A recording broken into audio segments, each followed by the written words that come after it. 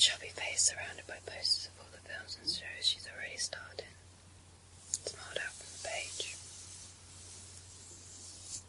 Child superstar Davina Nuttall, she read, is back on Broadway in the show Stars on Mars. After surprise newcomer Molly Moon quit the part and left New York, Miss Nuttall was obvious choice, the lead. Davina fumed.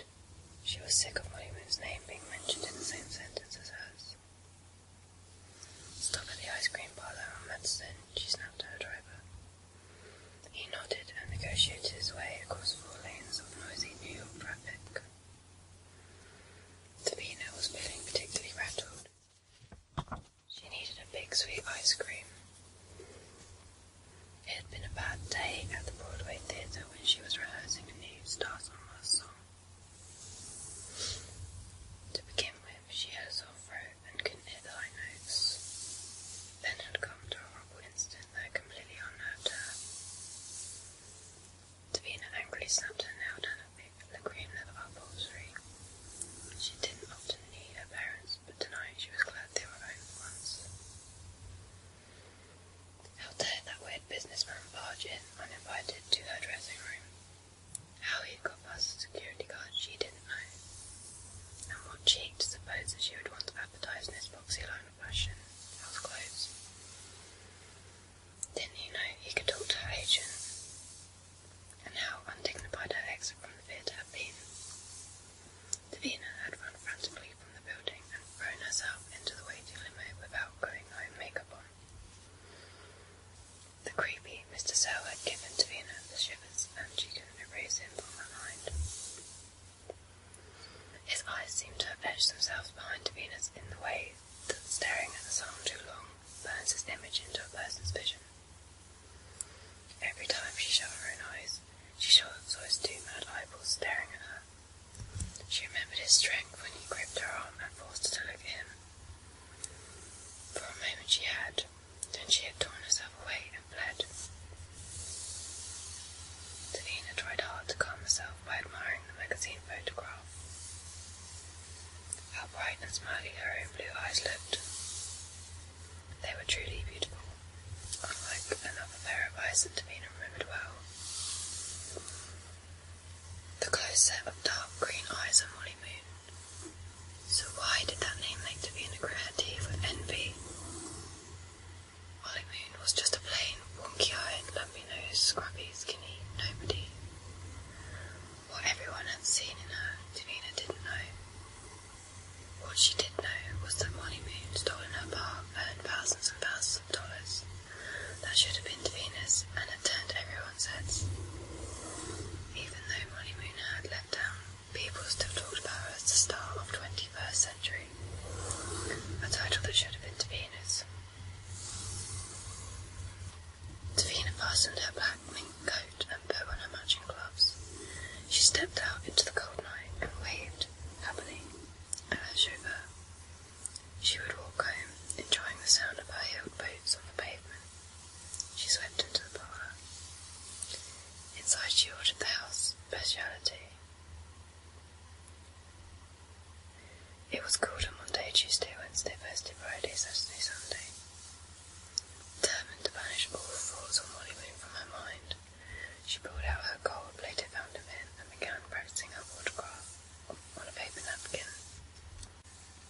When her enormous Sunday arrived, she ate it all. 20 minutes later, she was walking home, feeling sick. She realised that a cold March evening wasn't really the best time to eat a large freezing cold ice cream. She wondered what to do when she got back. She didn't have any friends to call. She didn't like the idea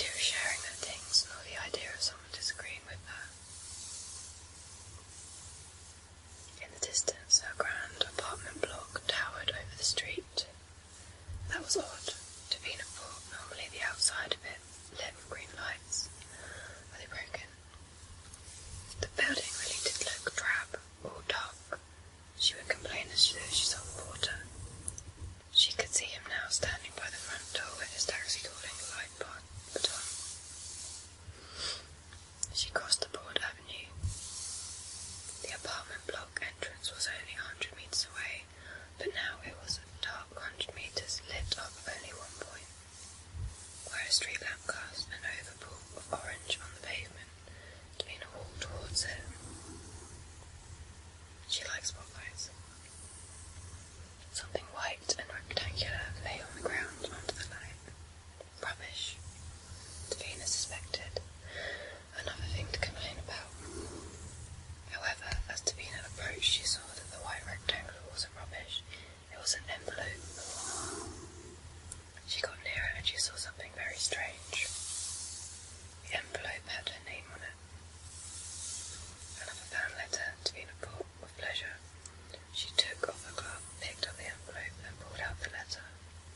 It read, "Dear Davina, sorry about this, but you know too much." Suddenly, a hand grabbed Davina's arm. She looked up to see a familiar face smiling down at her. Davina felt petrified with fear. Her body went winter cold. Her ears suddenly seemed to stop working. She could no longer hear the sounds of New York. It was as if all the cabs and traffic sirens no longer existed. All Davina could hear was her own voice, her screams as she found herself being dragged towards a parked car. She looked scarcely up at the uniformed doorman in the distance who had raised the light baton. She screamed again, "Help! Help me!" But the doorman did nothing.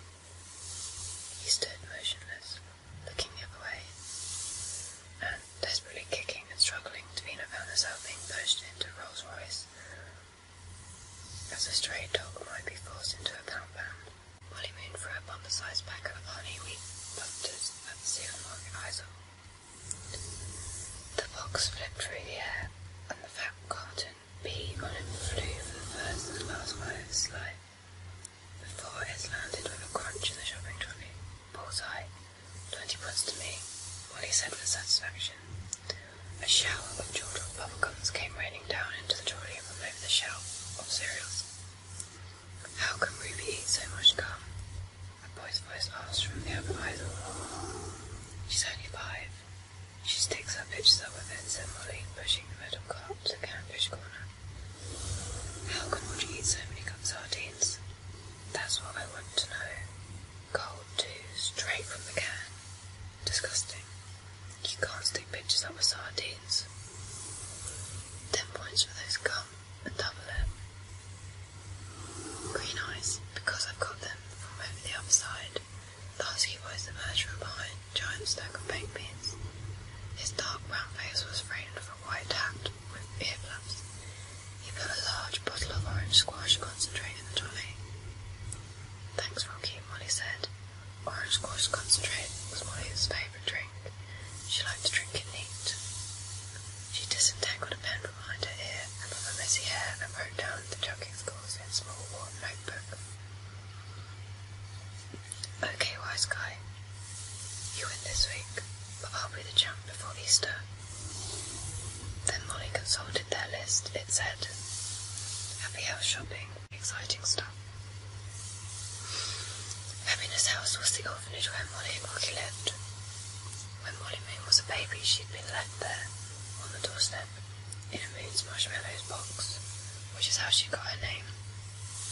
Until recently, children's home had been called Hardwick House, and that name might suggest it had an extremely difficult place to live in. Just before Christmas, Molly had been dealt a spectacular life-changing card in the library in the nearby town of Percival. She found a faded old leather-bound book, the Book of Hypnotism by Dr. Logan. It had changed Molly's life. After learning the book's secrets and discovering that she possessed incredibly powerful hypnotic skills, Molly had left the orphanage and gone to New York, accompanied by the orphanage pug, Petula. There she used hypnotism to get the starring role in Broadway musical Stars on Mars. Molly had fooled, controlled hundreds of people. She made lots of money. But a crook called Patricia Lockman had discovered her secret. He had kidnapped Petula and blackmailed Molly to rob a bank loan. It had been dreadful until Rocky showed up and helped her sort Lockman out. Molly had left New York behind,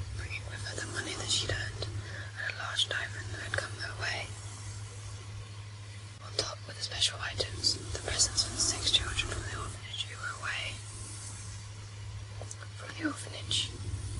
Gordon Boyles and Cynthia Redmond were out on the woodhouse where Gordon was waiting to look at Mina. Had shaved his head. Molly had bought shaving foam and razors for him and chocolates for Cynthia. Hazel Huxley, Cynthia's twin, won the ballroom dancing course, so Molly was sending them lip gloss and teeth whitener. Jinx and Ruby, the two 5-year-olds, were staying with Miss Tinkerberry's lovely sister's big mum. Molly was posting them a package of popcorn and popcorn. Molly scratched her head, hoping that she hadn't got lice again. All that's left now is something for everyone.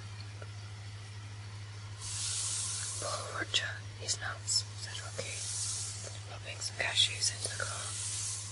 Indeed, Roger Pippins was. Since Christmas, he had grown more and more muddled by the world. He spent most of his time in the orphanage oak tree. Agreed, Molly. Got my ketchup and Mr. Nogman's budgie food. Got Gemma's sherbet and Jerry's cheesy biscuits. Just Needle Sweets and Miss Tinkerberry's magazines. Molly pushed the heavily laden trolley down to the last aisle towards the front of the store and scooped up a carton of trolleys. A bag of candy sticks and a giant packet of Moon's marshmallows. The Percival Evening Chronicle declared in black print, but Rocky didn't look at the newspaper. He and Molly piled their purchases onto the checkout conveyor belt. A pretty young woman with thick black hair and gentle hands stared, tapping out posters and their till. Molly looked at her fresh country face. On an island overall, she could almost belong with different species from the people on the front of her glossy magazines and lay out front of her. Oscar Special Issue trumpeted the headline on Celebrity Clothes, beside a close-up photo of a woman with a tumbling golden hair and a smile so full of teeth that Molly thought she must have had extra ones put in. Lips were like shiny pickup slugs. Miss Tinkerberry would be pleased. Her favourite time of year was when the Academy Awards came around, the time when Hollywood handed out the biggest and most important prizes, the Oscars, to the most talented people in the film business. She usually talked of nothing else for weeks. Welcome to the world, and a picture of a man who looked like a god than a human. His skin was as dark as gold, and he wore Tarzan-like a straw. He had dreadlocks. They were blowing perfectly in the wind as he stood in the sun on a cliff topped by the sea. I'd look just like him if you put me on one of those toga things, said Rocky with a smile. I just need to grow my hair longer. And a few muscles, said Molly. Hercules stones invite us to this Malibu villa, ran the wells beside the star's glistening stomach. For a moment Molly felt a pang of regret. If she carried on with her starry's career in New York, she might have been decided to see in California this week, rather than welcome to my world. Her hypnotic talent could have taken her to the very top, but she'd given up her life of fame and wealth to come home and be with her friends and family. Now she was only special in an ordinary way, just like the checkout girl in front of her.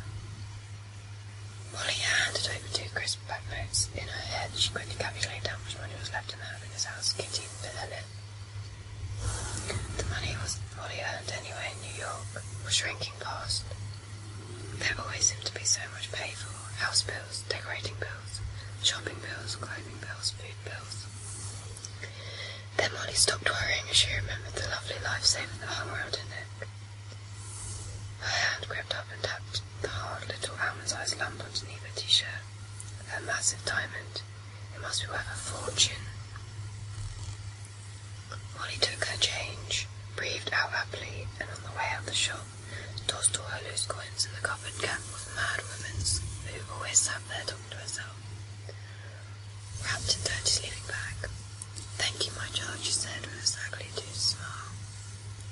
Molly didn't like people calling her their child, because she was nobody's child, she was an orphan.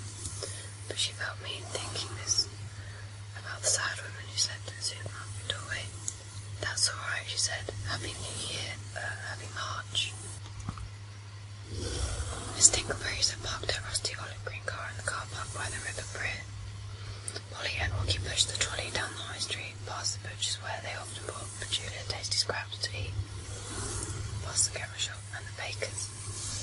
Soon they had loaded the boot. Rocky set off to return the trolley and to pick up some screws from the hardware store. Molly opened the car front door, slid into the passenger seat, and she pulled her denim jacket around her. She began to pick at some of the foam that was bursting through the white vinyl upholstery, and thought about what to do for the rest of the weekend. She might help Rocky make a go-kart, or maybe even go down the riding stables and ask for a lesson. Perhaps everyone might want to go for a swim. At Percival paused. No, none of these ideas were really inspiring Molly. For the truth, that was what she really wanted to do. What she'd been dying to do for months was hypnotising. But she couldn't. She promised Rocky she wouldn't. Molly knew well she promised. She and Rocky had agreed that hypnosis was a dangerous tool and that would always lead them into trouble. It wasn't something either of them ought to use in order to advantage themselves. Rocky could hypnotise people using his voice. He had also learned the skill from Dr. Logan's, but while he hadn't mastered voice hypnosis properly, those lessons had been ripped out of the book by the time she read it. But her powerful hypnotic eyes were far superior to Rocky's voice. Hypnotism had changed her life, not just because of what she had achieved by using it, but also for the very first time. She'd known how it felt to be good at something. Molly missed feeling good like this. In fact, she missed it dreadfully. Life wasn't as exciting without hypnotism. This promise she made was driving her crazy. Another thing had been perplexing Molly since Christmas. A special adult that she had never met. Molly felt she owed Lucy a big thank you, and she had been looking forward to making friends with her. But now Lucy... The watery marshlights reflected on the cold surface of the river where a grubby white duck and drake swam about. Molly watched them and tried to divert her mind from hypnotism and Lucy's disappearance. She wondered where the nest was, and then, as if her mind had suddenly climbed a ladder, she found herself thinking about something rungs away from the ducks. It started when the tramp had called him her child without meaning to. This question was like a mosquito that sometimes tried to fly into her life. When a question bit her, Molly couldn't help but itch it. If she was in a good mood, she would imagine her parents as interesting fun people who, for some dreadful reason beyond their control, had lost their baby. When she was in a low mood, she saw her parents as two horrible people who had wanted to drown her like an unwanted kitten. But whatever mood she was thinking about them was always frustrating. Because however hard she tried to picture them, Molly knew she would never know who they were.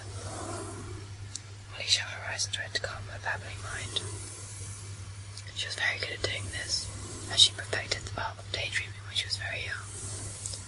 She was breathing peacefully and imagining herself drifting upwards like a cloud out of Mr. Dingley's car, and along the course of the river's breeze, up into the hills and right up to its source in the highest peak. Molly imagined that she was hovering. She felt the weight of the earth and the ancient quality of the mountains beneath her. She was reminded how huge the world was and how important it would be. Feeling refreshed, she opened her eyes. Then she took out one of the baguettes of a shopping bag and ripped off its end. Opening a new ketchup bottle, she knocked some sauce onto it. For a few minutes, Molly munched her favourite snack and looked out over the river. On the far bank, there were 4 stuffed gardens with terraced cottages behind them. Molly had often thought about how nice it must be to live in one of them. One garden was larger. Some dense green hedges clipped into the shapes of sitting birds and animals had recently sprung up in this garden. On the top of one hedge, a huge bird with a long trail was shaped out of branches and leaves, and beside it was a crouching box hedge hare with 2 distinct ears. On the top of a yew bush sat a big dog with large hollow eyes, looking as if he was guarding the house. The spring sunshine danced over the shiny foliage. As the light bounced off a glossy twig where his mouth might have been, the creature seemed to smile at Molly. Molly remembered how exciting it had been first hypnotised by Julia in the park at the orphanage last November. She sighed and popped the last piece of ketchupy bread into her mouth. It was so difficult to keep her promising not to hypnotise. It was like resisting the urge to walk on your hands once you'd learned, or stamping on the impulse not to jump high when you actually had the power to leap from a tree. Molly longed to experience the again warm fusion feeling that washed through her whenever she left her eyes reach the hypnotic peak. Now, as the dog's leafy eye twinkled at her, Molly was struck by an idea. You only promised Rocky not to hypnotise anyone. The reasonable thought ran through her head. You never promised not to hypnotise things. The fusion feeling was lovely. It made Molly feel as if she had a tropical sunflower in her veins. The voice in her head urged her on.